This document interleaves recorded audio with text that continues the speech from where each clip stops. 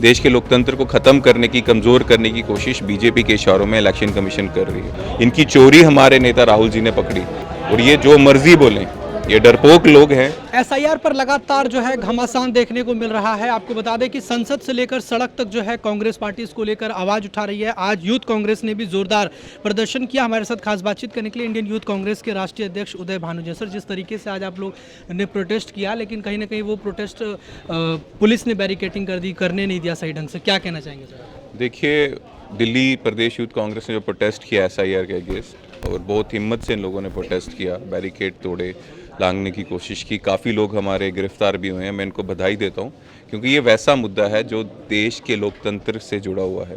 देश के लोकतंत्र को ख़त्म करने की, कमज़ोर करने की कोशिश बीजेपी के इशारों में इलेक्शन कमीशन कर रही है। कारण वही है, इलेक्शन कमिश्नर जो है वो गैर संविधानिक तरीके से बना है। बैकडोर एंट्री उसकी खुद हुई है, क्योंकि जब इस बार इसकी नियुक्ति हुई, ना तो उसमें लीडर ऑफ अपोजिशन को बुलाया गया, ना सुप्रीम कोर्ट के जजेस को बुलाया गया, जो आमतौर में बुलाया जाता है। इसलिए जो खुद बैकडोर एंट्री से बना है, वो अब बैकडोर एंट्री से बीजेपी की मदद कर रहा है, काफ़ी लाखों वोटर्स को काट रहा है, आगे जाके जोड़ेगा, जिसका फायदा डायरेक्ट बीजेपी को होगा। लेकिन यूथ कांग्रेस के साथ ही हमारे नेता राहुल जी, कांग्रेस ये होने नहीं देगी।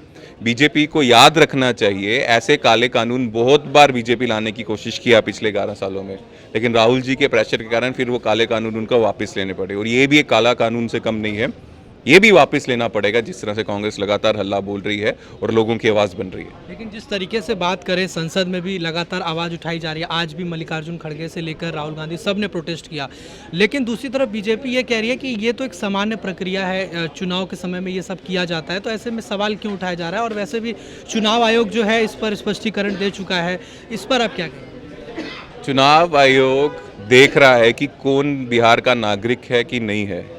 चुनाव आयोग को शायद मालूम नहीं, या फिर मोदी जी को या अमित शाह को मालूम नहीं कि कौन सिटीज़न कहाँ का है। वो चुनाव आयोग का काम नहीं है, वो होम मिनिस्ट्री का काम है। इतनी अकल क्यों नहीं इन लोगों को आ रही, या इतना क्यों नहीं ये दूर की सोच रहे, मेरे समझ से बाहर है। और ऐसा ही काम जो कर रहे हैं, वो खास तो सीधे सीधे पता चल रहा है कि बीजेपी की मदद करने के लिए कर रहे हैं।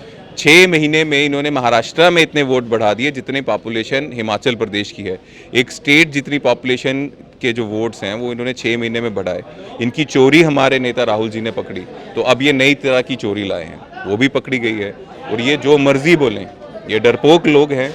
जब इन पे प्रेशर पड़ता है तो ये अपनी गलती मानकर वापस करते हैं। राहुल जी ने बोला था कास्ट सेंसस करवा के रहेंगे, इनके सब नेता बोलते थे हम नहीं करवाएंगे, माने। राहुल जी ने बोला था लैंड एक्विजिशन बिल 2014 में कि वो किसानों के खिलाफ है, ये नहीं हम लाए हैं। जब ये बिल लाए, प्रोटेस्ट किया, लगातार दबाव बनाए, इन्होंने वापस लिए। 3 काले कानून, 700 से ज़्यादा जो शहीद हुए वहाँ पे हमारे किसान भाई, लेकिन बाद में गलती मान के लाए। जीएसटी में स्टैचूज डाले, नोटबंदी में कितने लोग किए।